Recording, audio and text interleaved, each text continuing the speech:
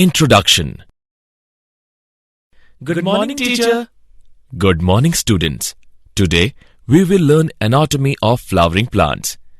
Teacher, what are flowering plants? These are the seed-producing plant, such as gymnosperms, etc. Where we can find the flowering plants? This is the most abundant and widespread group of plants on earth. Flowering plants are found in most habitats, from deserts to polar regions, and include species of trees, shrubs, and herbs. Can anybody give me the example of flowering plant? Lily, tulip, crocus, etc. Well said, Ramesh. In this lesson, you will learn anatomy of flowering plant. Objectives. At the end of this lesson, you will be able to describe meristematic and permanent tissue. Explain the tissue system. Explain anatomy of dicotyledonous and monocotyledonous plants. Discuss secondary growth. The tissues. Anatomy is the branch which deals with the study of gross internal structure of plant organs. A group of similar or dissimilar cells having a common origin and performing a similar function is called tissue. Tissues can be classified into two types: meristematic tissue, permanent tissue. Meristematic tissues. The plant tissue made up of small cells capable of dividing indefinitely and giving rise to similar cells or to cells that differentiate to produce definite tissue is called meristematic tissue. The meristem, which at the apex of growing points of root and shoot, is called apical meristem. It divides continuously and brings about growth in length of shoot and root. The bud that starts at the axil of leaf is capable of developing into a branch shoot or flower is called axillary bud. Meristematic tissues. Intercellary meristem. It is present away from apical meristem. It is present at the base of internodes, for example, in grasses and wheat, or at the base of leaf.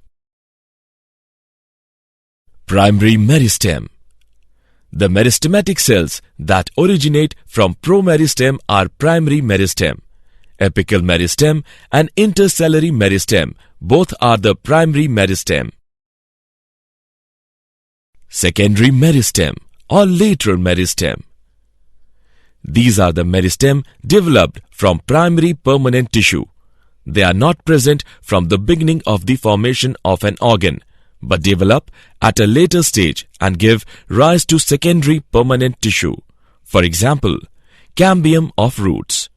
Permanent tissues. The permanent tissues are formed due to division or differentiation in meristematic tissue. The cells of permanent tissue may be living or dead, thin-walled or thick-walled.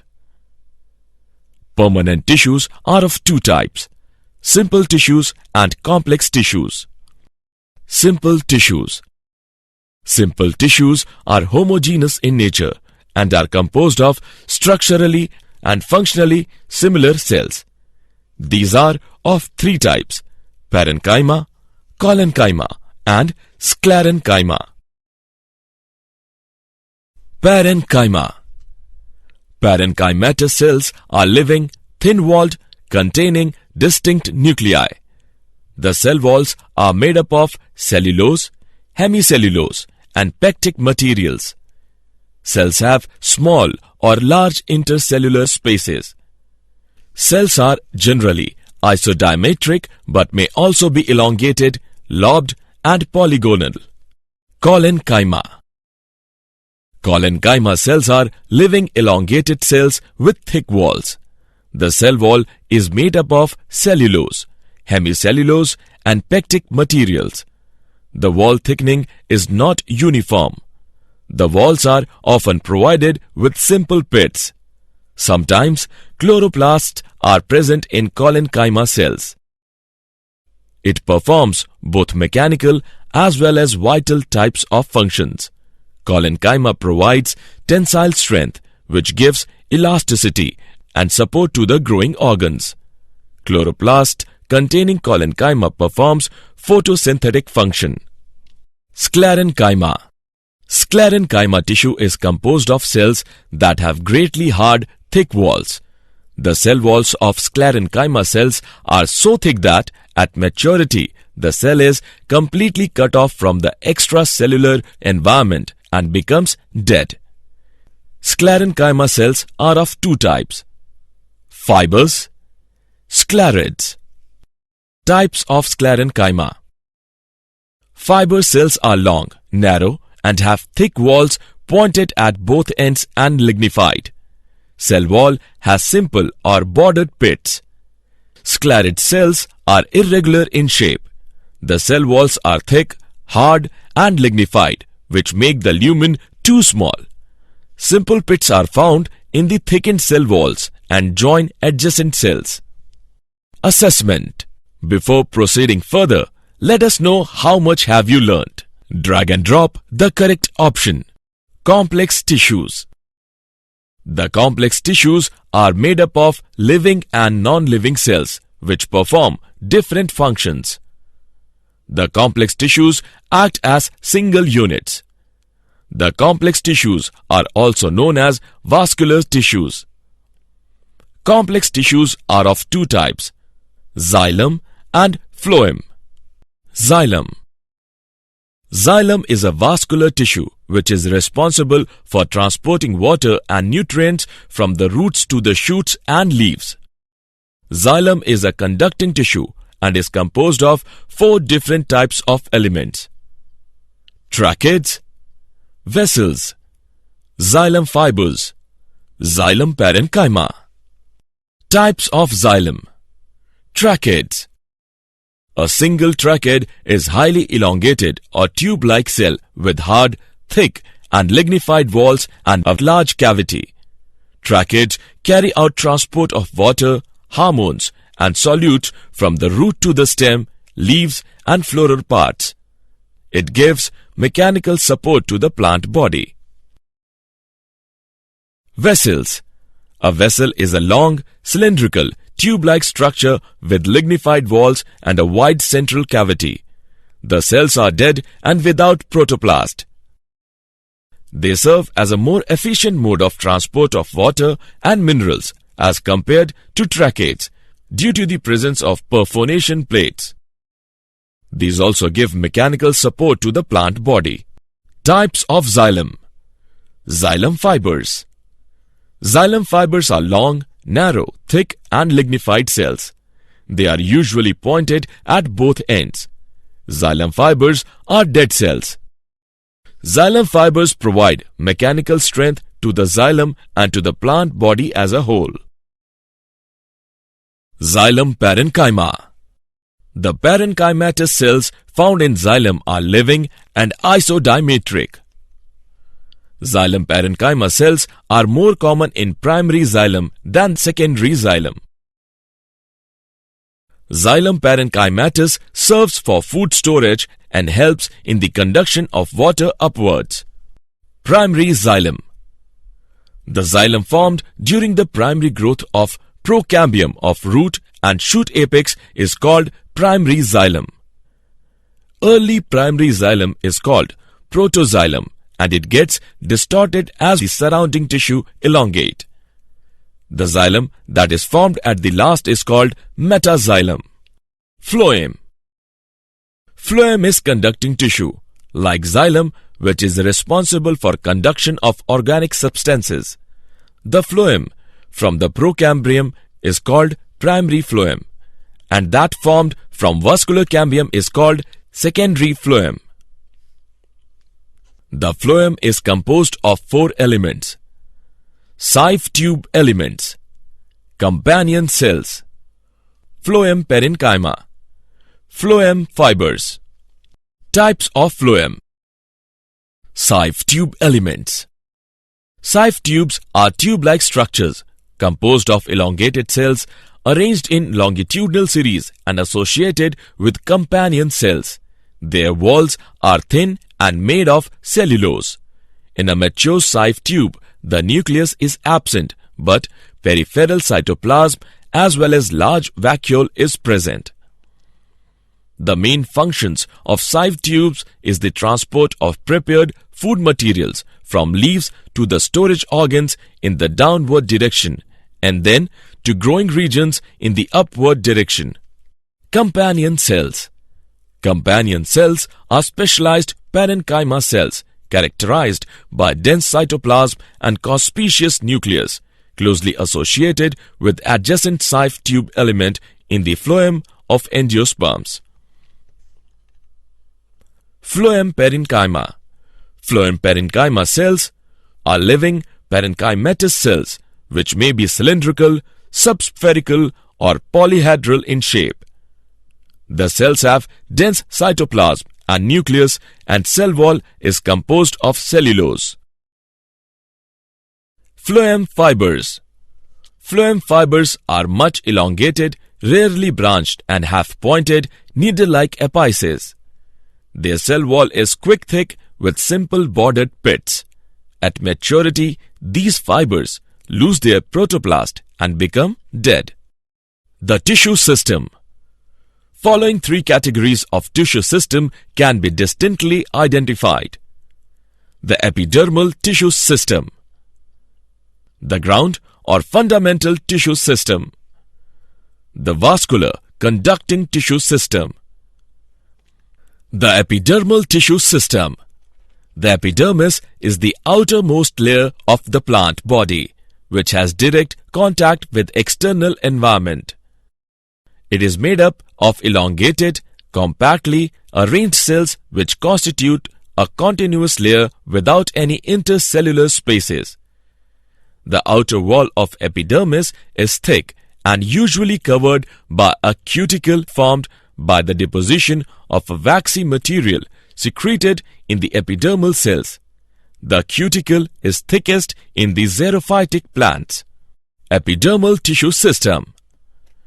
Stomata are very small openings found in the epidermis of green aerial parts of the plant, especially the leaves. Pore of each stoma is surrounded by two kidney-shaped cells called guard cells. The guard cells are living and contain chloroplasts. The inner walls are thicker than the outer walls. The guard cells regulate the opening and closing of stomata pores.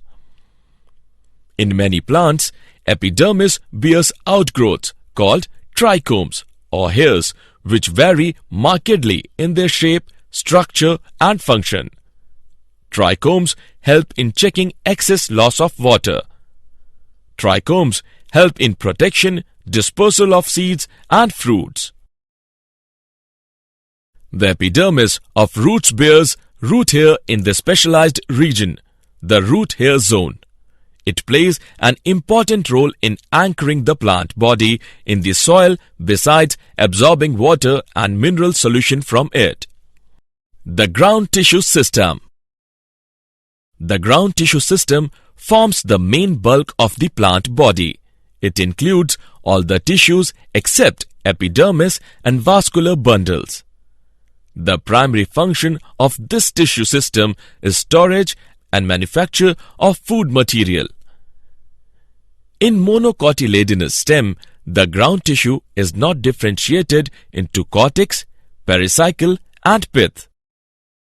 In dicot stems, dicot roots and monocot roots, the ground tissue constitutes cortex, pericycle and medulla or pith. The vascular tissue system. Central column of axis, that is root and stem, is called stele, which is made up of number of vascular bundles which constitute vascular tissue system. The vascular bundle is also having xylem, phloem and cambium. If the cambium is present in between the xylem and phloem, are said to be open vascular bundle, for example, dicots. If the cambium is absent in between the xylem and phloem, are said to be closed vascular bundle, for example, monocots. The vascular tissue system. According to the arrangement of xylem and phloem, vascular bundles are of two types: radial, conjoint. When xylem and phloem are arranged in an alternate manner or different radii, such vascular bundles are called radial. When xylem and phloem are present on the same radius, this type of vascular bundles are known as conjoint. Assessment. Before proceeding further, let us know how much have you learnt. Drag and drop the correct option. Anatomy of dicotyledonous and monocotyledonous plants. Dicotyledonous root. Epidermis. It is the outermost layer. Cortex. It consists of many layers of thin-walled parenchymatous cells with plenty of intercellular spaces between them. Endodermis. The innermost layer of cortex is the endodermis, which completely surrounds the stellae. Cells of endodermis have special thickenings called Casparian strips. Pericycle. It is made up of thick-walled parenchymatous cells. Vascular bundles. These are always arranged in a ring and are radial, that is, xylem and phloem are situated at the different radii. The protoxylem is always away from the center and metaxylem towards the center. This condition of xylem is called exarch. Conjunctive tissue. The parenchyma lying in between xylem and phloem bundles forms the conjunctive tissue. Pith. It occupies a small area in the center of the root and consists of parenchymatous cells. Monocotyledonous root. Epidermis. It is the outermost layer of the root with large number of hairs. Cortex. Below the epidermis, multi-layered parenchymatous tissue is present with intercellular spaces. It is cortex. Endodermis. The innermost layer of the cortex is the endodermis. Endodermal cells are barrel-shaped without Casparian strips as the whole wall is thickened. Pericycle. It is uniseriate in nature and is made up of prosenchyma. Vascular bundle. Vascular bundles are polyarch, radial and exarch. Phloem, parenchyma absent. Conjunctive tissue. It is made up of parenchymatous cells in between the xylem and phloem. Pith. It is large, made up of loosely arranged parenchymatous cells with abundant starch grains. Dicotyledonous stem. The transverse section has the following structure. Epidermis. Epidermis is the outermost layer of stem. It is made up of single layer of cells and lack of chloroplast. Multicellular hair and stomata are found on epidermis. Cortex. It can be divided into three regions. Hypodermis. It is present just below the epidermis. General cortex. This lies internal to the hypodermis and consists of few layers of thin-walled parenchymatous cells. Storage of food is the main function of the cortex. Endodermis. It is innermost layer of the cortex. Pericycle. The pericycle is a heterogeneous layer made up of both parenchymatous and sclerenchymatous cells. It is situated in between the endodermis and vascular bundles. Vascular bundles. These are arranged in a ring internal to the endodermis. Medullary rays. A few layers or big polygonal cells lying in between two vascular bundles are the medullary rays. Pith. These cells store food material and water. Monocotyledonous stem. Epidermis. This is single outermost layer with a thick cuticle. Multicellular hairs are absent. Hypodermis. It is formed of sclerenchymatous cells, usually 2-3 layers thick, lying below the epidermis. Ground tissue. The entire mass of parenchymatous cells next to hypodermis form ground tissue. The vascular bundles remain scattered in the ground tissue. Vascular bundles. Each vascular bundle is parenchymatous, surrounded by a sheath of sclerenchymatous cells called the bundle sheath. This sheath is extensively developed at the upper and lower faces of vascular bundles. The vascular bundles are conjoint, collateral, and dark and closed. Pith and stele. Atactostele is found in monocotyledon. This is highly developed stele. Undifferentiated pith is present in monocotyledon stems. Dorsiventral dicotyledonous leaf. Upper epidermis. This is the outermost layer made up of unilayered parenchymatous cells linked to one another. The outer walls of the cells are cuticularized. Stoma and chloroplasts are absent. Lower epidermis. It is a single layer of parenchymatous cells having a thin cuticle. It contains numerous stomata. Chloroplasts are present only in guard cells.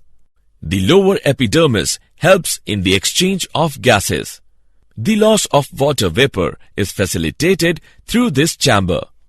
Dorsiventral dicotyledonous leaf. Mesophyll. The tissue in between the upper and lower epidermis is called mesophyll. This is divided into two regions. Palisade tissue. The cells are elongated, forming an angle of 90 degrees with the upper epidermis. They also have chloroplasts. The cells do not have intercellular spaces and they take part in photosynthesis.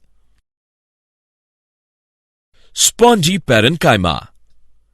It is found below the palisade tissue.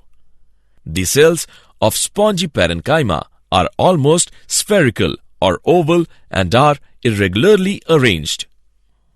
The cells also have chloroplasts and are with intercellular spaces. Intercellular spaces help in diffusion of gases. Vascular bundles. Vascular bundles are collateral and closed. It is scattered in spongy parenchyma. The vascular bundle of midrib is largest. Around each vascular bundle, a sheath of parenchymatous cells is present called bundle sheath. Isobilateral monocotyledonous leaf. Epidermis. The upper and lower epidermis is made up of parenchymatous cells. The cells of epidermis do not have chloroplast. Stomata are present on both the upper and lower epidermis. Guard cells are the only epidermal cells which have chloroplast. In the upper epidermis, there are some large cells found in groups which are known as motor cells. Mesophyll. The mesophyll is not differentiated into palisade and spongy parenchyma. These cells are almost spherical and enclose small intercellular spaces and are irregularly arranged. These cells have chloroplasts. Vascular bundles. Some of the vascular bundles are small and some are large. Around each vascular bundle, a sheath of parenchymatous cells is present. Vascular bundles are conjoint, collateral, and closed. Secondary growth. Secondary growth is the increase in diameter of axis of the plant by formation of secondary tissue by activity or lateral meristem. Secondary tissue is of two types: vascular cambium, cork cambium. Vascular cambium. Vascular cambium is a lateral meristem that forms the secondary tissue and is located between xylem and phloem. Formation of cambial ring. The vascular bundles in dicot stem are conjoint, collateral and open and are arranged in a ring. The cambium present between xylem and phloem in vascular bundles is called fascicular or intrafascicular cambium. Some cells of medullary rays also become meristematic and they are called interfascicular cambium. Both these cambia collectively made a complete ring of vascular cambium or interstellar cambium. Activity of the cambial ring. The ring of vascular cambium cuts off cells both on outer side and inner side. The cells cut off on outer side are secondary phloem and on inner side are secondary xylem. Amount of secondary xylem cut off is more than secondary phloem, and thus with the formation of secondary tissue, increase in girth or diameter occurs, which is thus called secondary growth. Cambium cells are rectangular, thin-walled, full of protoplasm and having meristematic activity. With the increase in secondary tissue, the primary xylem and primary phloem get crushed. At some places, the cambium does not form secondary xylem and secondary phloem, but forms parenchymatous cells instead of xylem and phloem. Thus, these cells form continuous strips from secondary xylem to secondary phloem and are called secondary medullary rays. Spring wood and autumn wood. In spring, the activity of cambium is more and hence the wood elements are larger in size with wide lumen. Moreover, the amount is more and the secondary xylem or wood formed during spring is called a spring wood. The activity of cambium is less during autumn season and the wood elements are smaller in size with narrow lumen.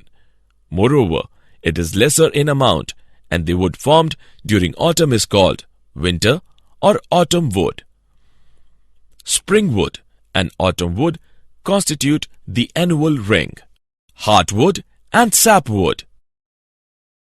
In woody trees, the central portion of stem is darker in color. That portion is hard and tough due to deposition of resins, tannins, gums, and formation of tyloses. This central hard, tough, and darker region constitutes heartwood. The conduction function of heartwood stops due to formation of tyloses in vessels, and hence heartwood functions mechanically. The heartwood is generally used for making furniture. The outer portion of the trunk is lighter in color and soft, which performs the function of conduction of water and mineral, and it is known as sapwood. This wood is used for making pulpwood, tool handles, etc. Cork cambium. In some woody plants, further increase in diameter of axis takes place by formation of new tissue in extrastellar regions. These new tissues are called periderm. Periderm is made up of three tissues. Phallogen. It is composed of a single layer of meristematic cells. It is also called secondary lateral meristem that may arise from permanent living cells of hypodermis or outer cortex. The cells appear rectangular and radially flattened. Phloem. These cells are formed as a result of tangential and paraclinal divisions of phallogen cells towards the outer face. These cells are compactly arranged and have thin cellulose walls in the beginning. As they mature, there is a gradual loss of living matter and cells get elongated radially, vertically or tangentially. The cell walls become thick because of development of fatty substance called suberin. Suberin is impervious to water. Phyloderm. Layers of thin-walled cells cut off towards the inner side of the phylogen form phyloderm. The cells of this layer are living and possess cellulose cell wall. It is also called secondary cortex. In some species, these cells may contain chloroplasts and starch. Bark. All tissues outside the vascular cambium constitute the bark. Bark has two parts. Outer bark. All the tissues that lie outside the cork cambium are called outer bark. Inner bark. The region in between the cork cambium and vascular cambium is called inner bark. Lenticles. Lenticles are openings formed in the bark through which exchange of gases takes place. At each lenticle, the cork cambium, instead of producing cork cells, forms irregular parenchymatous cells which are loosely arranged with abundant intercellular spaces between them. This mass is known as the complementary cells. Secondary growth in roots. Secondary growth is vital in roots to provide strength to the growing aerial parts of the plant and fulfill the need of water and minerals. Secondary growth is not found in monocot roots. It occurs due to the activity of vascular cambium and cork cambium. Did you know? Nobel Prize for Adult Stem Cell Discovery. Scientists from Britain and Japan share this year's Nobel Prize for Medicine for the discovery that adult cells can be transformed back into embryo-like stem cells. John Gurdon of the Gurdon Institute in Cambridge and Shinya Yamanaka of Kyoto University discovered ways to create tissue that would act like embryonic cells without the need to collect the cells from embryos. Summary. Let us summarize what we have learnt. A group of similar or dissimilar cells having a common origin and performing a similar function is called tissue.